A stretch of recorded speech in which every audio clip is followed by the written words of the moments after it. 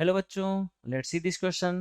The period of F of X is equal to sine 3 pi fraction part of X plus 10 pi greatest integer function of X is.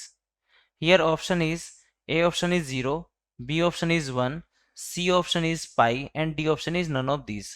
की concept की अगर बात की जाए, कोई function होता है एफ ऑफ एक्स। अगर मैं इसमें कोई पॉजिटिव नंबर ऐड करूं और ये वापस से फंक्शन के बराबर आ जाए, तो मैं यहाँ पर कह सकता हूँ कि जो टी है वो मेरा पीरियड रहेगा और ये जो फंक्शन होगा वो मेरा पीरियडिक फंक्शन होगा। कुछ पीरियड्स जो यहाँ पर हमें यूज आएंगे वो है, फ्रैक्शन पार्ट ऑफ इसका पीरियड होता है 1।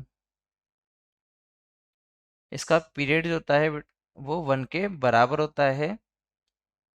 10 एन पाई जो है वो 0 के बराबर होता है अगर यहाँ पर एन इंटीजर होता है तो ये यहाँ पर हम बेसिकली यूज करने वाले हैं। तो अब सॉल्यूशन की अगर बात की जाए तो फंक्शन जो है यहाँ पर लिखा हुआ है sine 3 pi fraction part of X plus 10 pi into greatest integer function of x.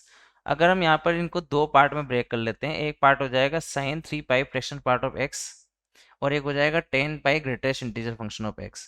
तो यहाँ पर 10 pi into greatest integer function of x जो है वो बेसिकली लिखा हुआ है 10 एन इंटू पाई। क्यों? क्योंकि यहाँ पर ये ग्रेटेस्ट इंटीजर फंक्शन जो है वो हमेशा एक इंटीजर देगा और इंटीजर को हमने यहाँ पर लिख रखा है एन के साथ में।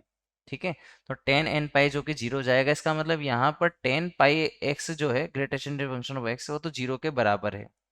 ठीक है, अब इसके बाद में हम बात करेंगे sine 3 pi fraction part of X की। तो sine 3 pi fraction part of X की बात की जाए तो यहाँ पर फ्रैक्शन पार्ट ऑफ एक्स का जो टाइम पीरियड है वही इस फंक्शन का टाइम पीरियड हो जाएगा। तो अगर हम बात करें फ्रैक्शन पार्ट ऑफ एक्स के टाइम पीरियड की तो 1 है, तो वही इस फंक्शन के लिए भी टाइम पीरियड का काम करेगा। तो यहाँ पर टाइम पीरियड हमारे पास में आ जाएगा 1 के इक्वल। तो ओवरऑल अगर बात की जाए तो यहाँ पर ओवरऑल टाइम पीरियड हमारे पास में जाएगा 1 के इक्वल, और यही हमें बताना था। तो यहाँ पर हमारे पास में जो फाइनल आंसर आएगा वो आ जाएगा option B. I hope you understood well. Best of luck.